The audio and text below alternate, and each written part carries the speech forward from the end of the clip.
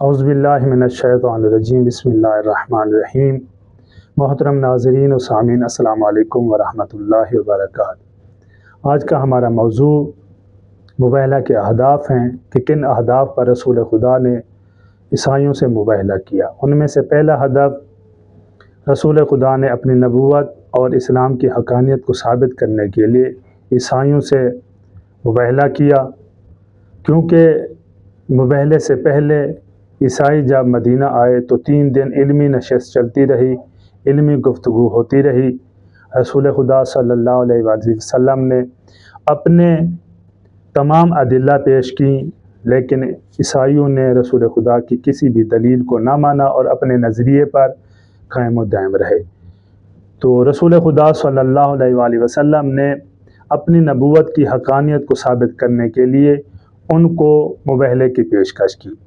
دوسرا ہدف رسول خدا کا یہ تھا کہ رسول خدا نے اپنی اہل بیت کا تعارف کروانا تھا کہ لوگوں، میری اہل بیت کے افراد یہ ہیں کہ جن کی شان میں آیت تطہیر نازل ہوئی ہے، وہ یہ ہستیاں ہیں۔ تیسرا ہدف رسول خدا صلی اللہ علیہ وآلہ وسلم کا یہ تھا، صرف عیسائیوں کو نہیں بلکہ پوری کائنات کو یہ منوانا تھا کہ کونوا مع الصادقین کے حقیقی مصداق میری اہل بیت ہیں، کہ جنہوں نے اپنی پوری زندگی میں کبھی بھی جھوٹ نہیں بولا۔ چوتھا ہدف یہ آیت بتلاتی ہے کہ رسول خدا صلی اللہ علیہ وآلہ وسلم کا ان افراد کے ساتھ کتنا گہرا تعلق ہے، کیونکہ ان افراد کے بغیر نہ تو نبوت مکمل ہے اور نہ ہی رسالت مکمل ہے، یعنی ان کے بغیر نبوت اور رسالت نامکمل ہے۔ پانچواں ہدف رسول خدا کا یہ تھا کہ رسول خدا نے زمانے کو بتلایا ان کے مقابلے میں آنے والا شخص ایسا ہے گویا وہ شخص میرے مقابلے میں آیا ہے، ان سے لڑنے والا شخص ایسا ہے گویا اس نے میرے ساتھ جنگ کی ہے۔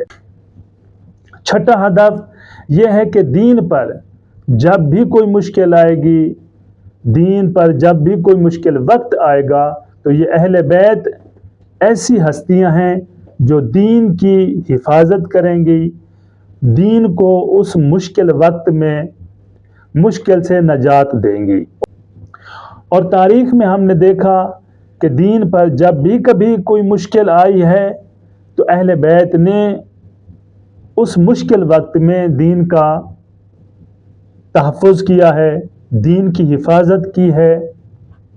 والسلام علیکم ورحمۃ اللہ وبرکاتہ۔